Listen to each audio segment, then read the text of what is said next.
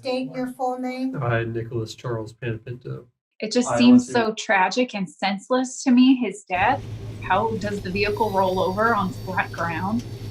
Why was he driving? There were so many questions that I had.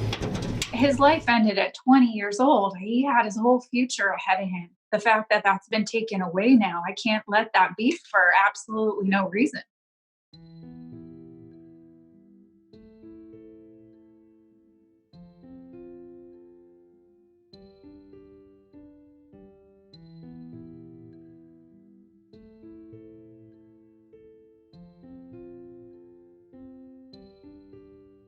In the military terms, they call it a mishap, which is a ridiculous name. A mishap to me is losing my keys.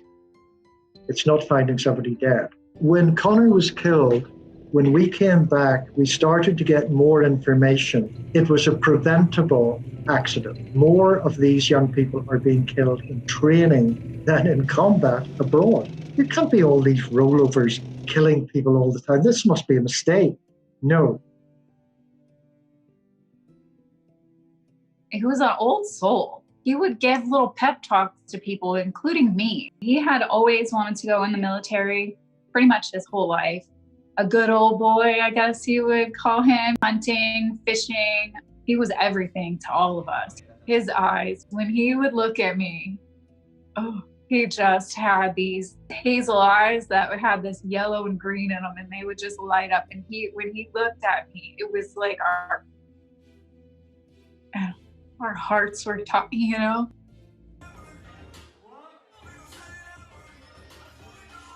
Connor was a leader. He was killed just after his 24th birthday. We still are getting these messages or visits from people who he helped when they were failing.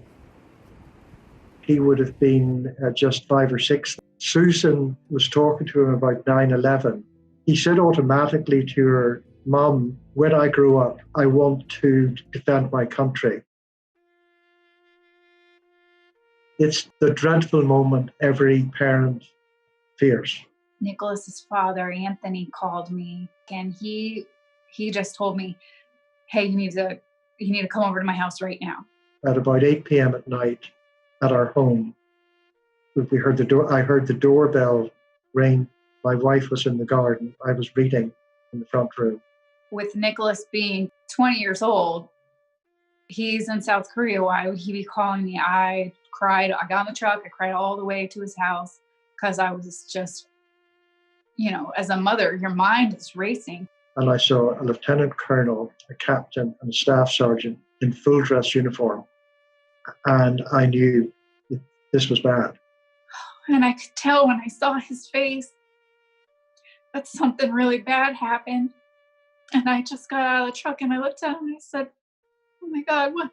And I was like, I just screamed, "No."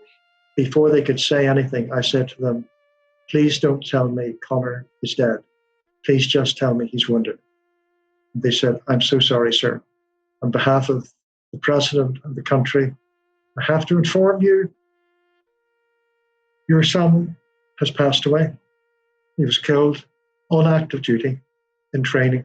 And I fell down in his driveway. And then I went to bring my wife in. And I said, "We have visitors." I didn't know what to say to her. I was in a state of shock. And she walked into the front room. She saw these finely dressed Marine officers, and she screamed. And she knew.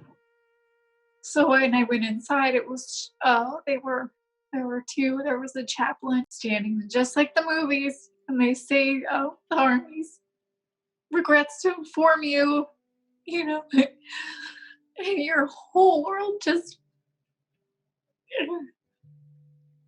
Traumatic, absolute shock, just like being hit. Terrifying. You're in another dimension. I've seen it in the films. You don't get better. It doesn't get easier. Every day you wake up, you remember. Like, even my dreams aren't happy anymore. I cry in my dreams, missing him. So help me God. All right, pat your yourself on the back. You're now part of the Armed Forces of the United States of America. Do you know when you're shipping out? We've done the research.